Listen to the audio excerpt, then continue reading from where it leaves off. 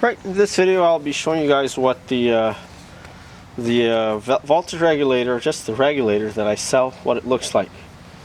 And this one happens to be a 12 volt positive ground or negative ground voltage regulator.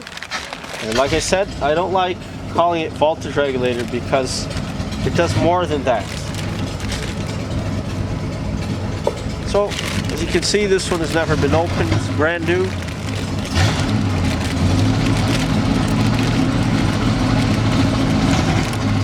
And I'd like to eliminate a curiosity that I have, and I want to determine if these come pre-adjusted from the factory or if you have to adjust them. So I have a few of these for sale, by the way.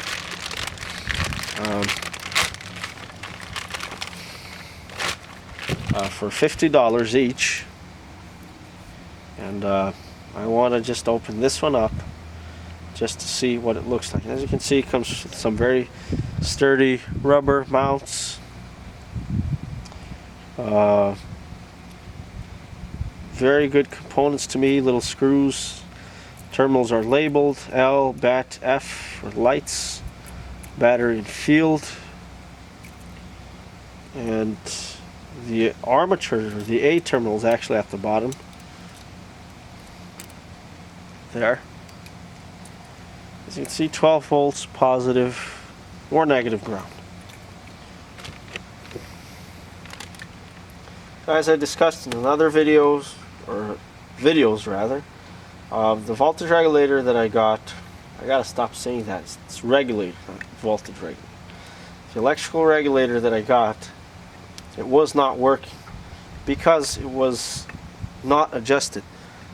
I would hope that at least they'd come partially adjusted, like something close, but the one that I have, either it didn't come from the factory like that, or somebody just completely messed it up. So with this one, what I'm expecting to see is the voltage and current regulator tabs should be very tight. So there's actually a straight spring that holds that pushes the armature, that's what it's called, the armature down, and that has to be very curved, very bent with a lot of force. So, and the cutout relay should be partially open, but with not a lot of tension. Moment of truth. Bolts are out. Just held on with a little bit of pressure, it seems. I've never disassembled one of these. Very good rubber that seals it. Okay, this one is actually a 2-in-1. Even though this is for a generator, by the way. This is not for, this should be, actually this might be for an alternator because it has 4 terminals. But some of them do have an extra terminal for lights. So, I'm not quite sure. It should be for a generator though, I'm pretty sure. I'll have to check back, guys, on that. Copper wire, very good.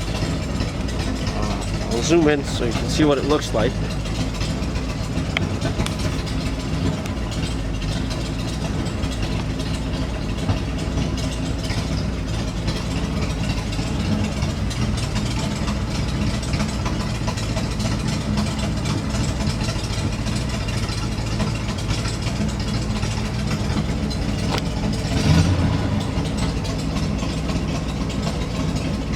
They might have sent me the wrong regulator.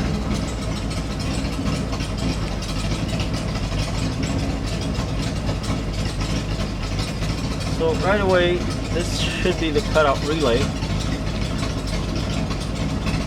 and it's very open. It's open quite wide. There's a huge space here.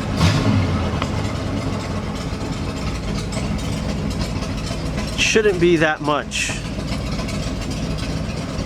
Most is just 0.02 inches. Yeah, the camera will not zoom in.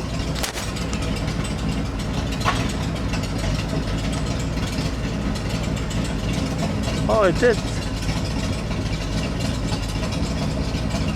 Well, that's way too much of a gap. It does have to be adjusted.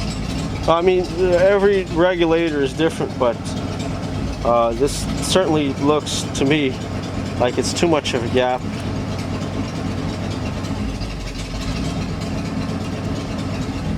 Here's the adjustment screw. Yeah, this is for alternators, I think. So the part number, just in case you're wondering, is well, it actually won't matter to you because it's just a generic part number. It won't match any original part numbers. Universal part number. So yeah, this is for alternators. I don't think you can use this on a generator. I'll have to test this in another video, but I know some of these units came with 2-in-1, the voltage and the current regulator, just one little tower or a relay, if you will. But they're supposed to have two contact points, two sets of them, and I don't see that here. Actually, it might be.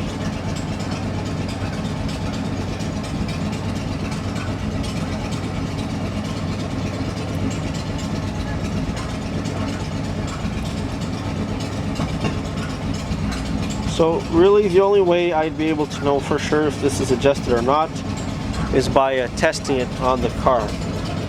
But everything looks reasonable. You see, if this gap was open, I'd know for sure that it's not adjusted and it wouldn't work.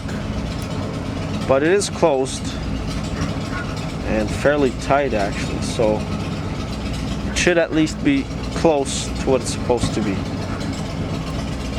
So we'll probably have to continue this in another video. If you're interested in buying this regulator, give me a shout. And, yeah.